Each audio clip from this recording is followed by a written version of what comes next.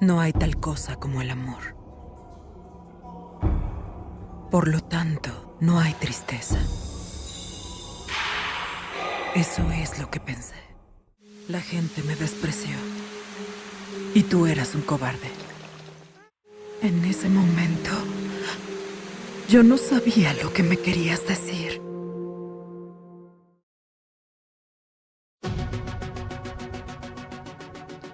En enero de 2018, un anime es estrenado en Netflix. Hasta ese entonces, el anime en dicha plataforma no era más que una mera experimentación.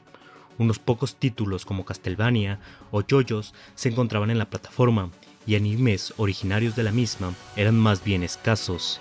Y aún con todo eso, no fue sorpresa para nadie cuando un anime se alzó entre el resto y brilló con un fulgor pocas veces replicado como en aquel entonces. Con tan solo 10 capítulos, este anime dio la vuelta al mundo, mostrando una historia cruel y despiadada, una que te deja traumado para siempre y que te impide ver el medio como lo hacías hasta entonces, una que te escupe una cruda respuesta a la cara y pone una incómoda pregunta sobre la mesa. La respuesta: Dios existe. La cuestión es, ¿por qué? La historia de Devilman es igual que muchas otras en el anime. En el planeta comienzan a aparecer demonios, resultando un peligro para los humanos, siendo que uno de estos humanos termina teniendo la capacidad de usar el poder demoníaco para proteger a la humanidad. Un concepto sencillo y hasta cierto punto repetitivo. La gran diferencia aquí radica en el evidente nihilismo que en una primera instancia parece transmitir la historia. No toma más que unos primeros compases darte cuenta que los esfuerzos del protagonista son inútiles y de poco sirven en el gran esquema de las cosas. Pero esta historia no está hecha para conformarte con lo superficial.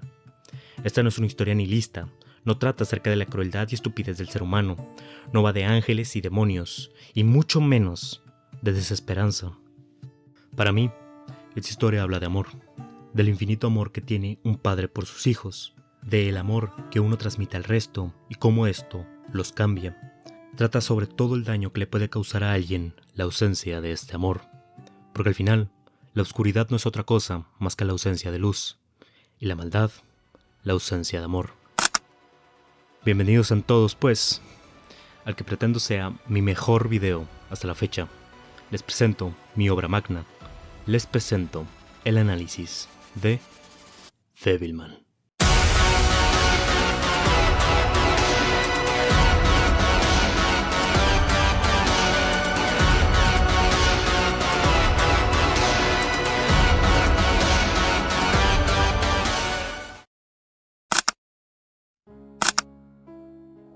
Jesús tenía unos 30 años cuando comenzó su actividad. Regresó del Jordán lleno del Espíritu Santo, y el Espíritu Santo lo llevó al desierto por 40 días y fue tentado por el diablo.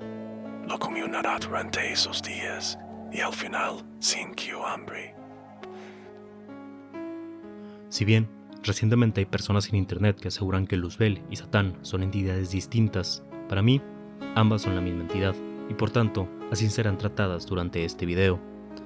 Dejando eso de lado, el Satán del anime es una inspiración directa del Satán bíblico, siendo ambos ángeles que se rebelaron contra Dios y convirtiéndose así en los opuestos de su padre, siendo aquel que constantemente tienta a la humanidad, así como lo hicieron con Jesús en el desierto, o en el caso del anime, con Kira, tentándolo en el primer episodio, llevándolo a una fiesta pagana donde la promiscuidad y el hedonismo abundaban, o como en el quinto, donde le sugieren desfogar su tristeza en lujuria, y el último, donde le ofrecen misericordia a cambio de retar a Dios. Aunque claro, Akira está muy lejos de ser una representación de Jesús. Si bien es alguien amable, sigue siendo humano y está lejos de ser perfecto, incluso antes de su transformación. Lo único que hicieron sus poderes fue darle la confianza suficiente como para mostrar quién era realmente.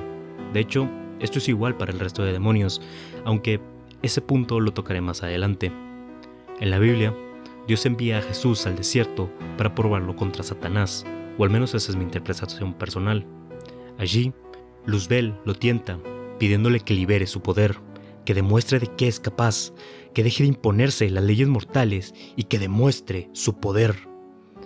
De igual forma, Satán de Devilman tienta a los demonios para usar sus poderes, pero además tienta a los humanos a abandonar su fe y moralidad, los tienta a que cedan a sus impulsos de supervivencia, les inyecta miedo e inseguridades y los lleva a una etapa más primigenia, colocando a los humanos contra sí mismos, mostrándonos así la parte más violenta y repugnante de nuestra especie, haciéndonos la cliché pregunta de quién es realmente el monstruo en todo esto.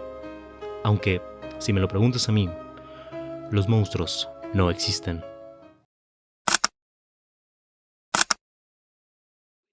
Morirás aunque nos fusionáramos y matáramos a Devilman.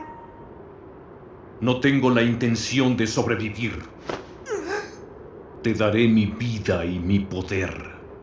¿Por qué? Sirene, aún cubierta de sangre, sigues igual de hermosa. Los demonios no existen en Devilman, o no al menos de la forma en la que nos explicaron en primeras instancias. Desde la explicación inicial se nos deja en claro que los demonios son entidades ajenas a la conciencia original del ser humano. Se dice que los Devilmans son aquellos que fueron capaces de anteponer su voluntad a la del demonio, conservando así los poderes demoníacos, pero conservando un corazón humano. Pero esto para mí no es más que otra de las mentiras de Ryo, y a las pruebas me remito.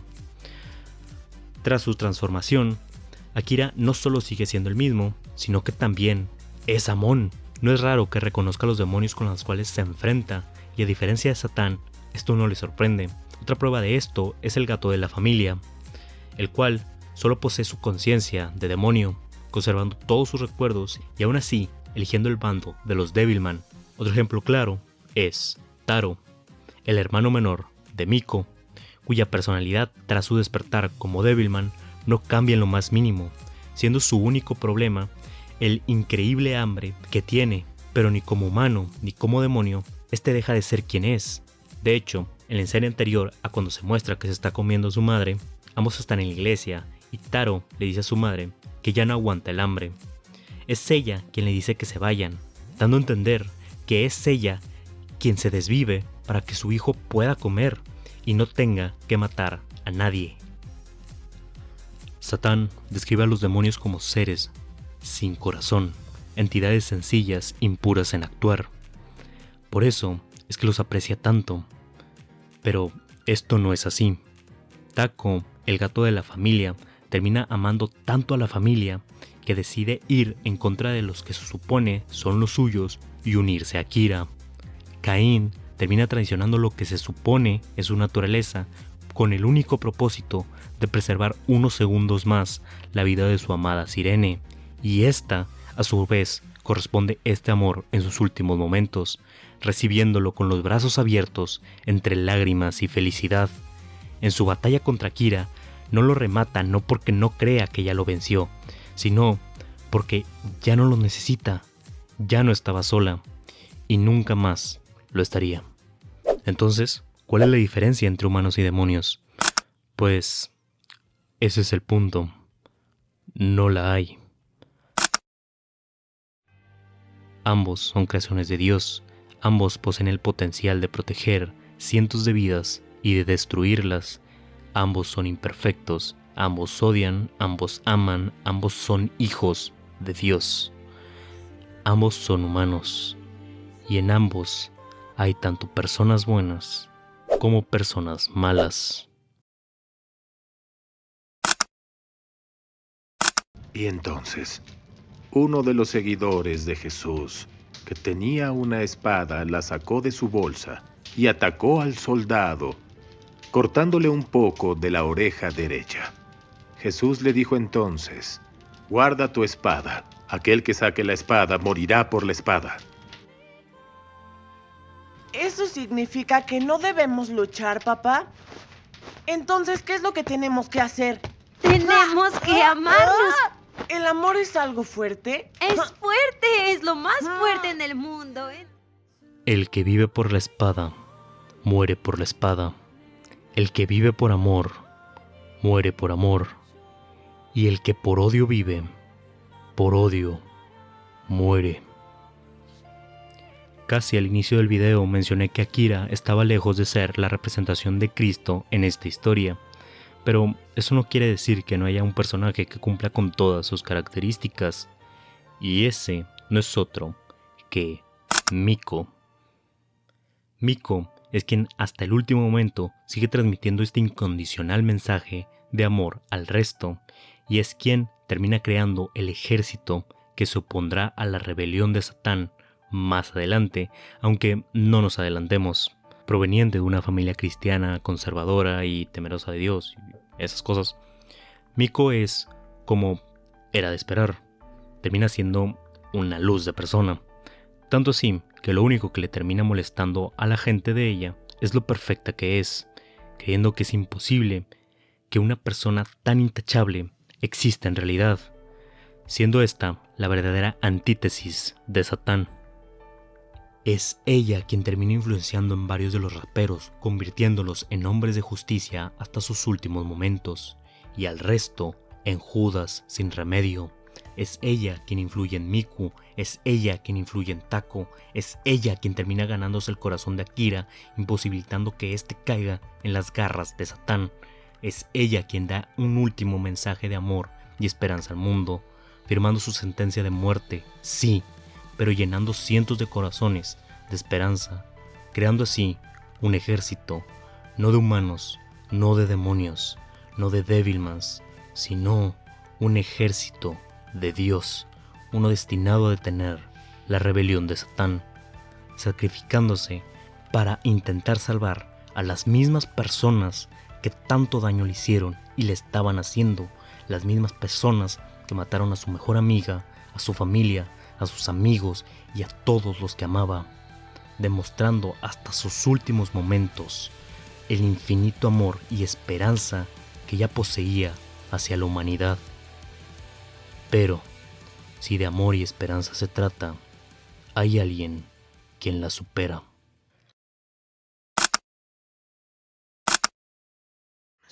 Dios de los demonios, Satanás, perdió su cuerpo a partir de la batalla contra Dios. Después de la eternidad se levantó de la nada, dirigió un ejército de demonios y trajo daños desde el cielo. El ejército de Dios lo volvió a derrotar. La batalla final da inicio. El ejército de Satán y el de Miko se encuentran y la lucha es larga y encarnizada. Hay quienes incluso tras la tortura de los humanos siguen eligiendo el bando de Dios, y otros que sin importar los argumentos, necios como ellos solos, se niegan a aceptar la única verdad y caen como los necios que son. Juanes 4:8. El que no ha amado no ha conocido a Dios, porque Dios es amor. Y finalmente, el combate final da inicio. Satán contra aquel que heredó el amor de su opuesto, es decir, Akira. La batalla final es brutal y encarnizada, pero Satán apenas si se muestra herido ante los feroces ataques de Akira, mas sin embargo, este no se rinde y continúa luchando, no permite que la desesperación lo consuma y se antepone a la masiva adversidad que tiene enfrente. Durante la batalla pierde un brazo, pero uno de sus compañeros da su vida para que éste siga combatiendo. Pierde las piernas, pero otro se sacrifica para convertirse en sus piernas. Ya no combate solo por él, lo hace por cada persona que ha confiado, que ha tenido esperanza, que ha amado.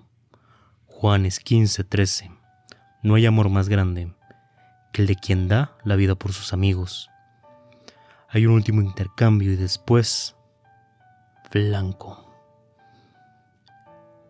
El discurso final de Satán es exactamente el mismo que aquel que escuchamos al inicio del primer capítulo. Y tras darse cuenta de que Akira ha muerto, este llora. Llora por ser incapaz de comprender sus propias emociones. Llora por ser incapaz de comprender que está sufriendo. Llora por haber perdido a su amado. Llora como el niño que aún es. Y junto con sus lágrimas, también caen las lágrimas de Dios, purgando así el mundo. Finalmente, este anime acaba justo como inicia, dejando en evidencia que esto no es más que uno de los miles de reseteos que ha llevado Dios a cabo, dejando en primeras instancias un sabor bastante amargo, un mensaje bastante nihilista. Después de todo, ¿para qué sirvió todo esto? ¿De qué sirvió toda esta batalla? Todos esos sacrificios, todo ese amor, si al final todo se reinició. La historia se volverá a repetir en un bucle infinito, o al menos eso parece en una primera instancia. Pues si esperas hasta el final de los créditos, te darás cuenta que algo ha cambiado. Hay dos lunas, producto de la batalla final. Ahora, es posible que te preguntes qué tiene todo esto que ver con Dios, y la respuesta es que todo. Al final del capítulo 7, una de las lágrimas de Dios cae en la tierra, convirtiendo en sal a los demonios, dejándonos una cosa clara: Dios está mirando. Pero, ¿por qué su intervención no es absoluta? ¿Por qué no los salva a todos? O, más importante, ¿por qué no acaba con todo esto desde el inicio? ¿Por qué no acaba con Satán desde su nacimiento? Incluso durante la batalla final es visible que éste interviene constantemente, buscando ayudar a sus hijos. Pero, ¿a cuáles? Todos son hijos suyos. Tal vez estén obrando mal, pero eso no quita que los amen. Por eso es que está llorando. Pero entonces, si los ama tanto a todos, ¿por qué condenarlos a pasar por este infierno una y otra vez? ¿Para qué obligarlos a sufrir? ¿Para qué continuar con este ciclo de dolor infinito e interminable? Pues para darles una nueva oportunidad. Gracias a la segunda luna del final, se sabe que las cosas pueden cambiar. Se sabe que los reinicios no son iguales ni absolutos. Dios cree, o mejor dicho, tiene fe en que Satán hará las cosas bien si le da otra oportunidad. Tiene fe en que aprenderá, en que la siguiente oportunidad todos lo haremos mejor, obraremos bien, obraremos con un amor, y hace esto hasta el último de sus momentos, porque no importa las oportunidades que tenga que darnos, somos sus hijos, y seguirá teniendo fe en que lo haremos bien, sin importar cuántas veces tenga que intentarlo. Él elige creer en nosotros, porque al final solo es un padre dándole una segunda oportunidad a sus hijos, y para mí no hay amor más grande que ese.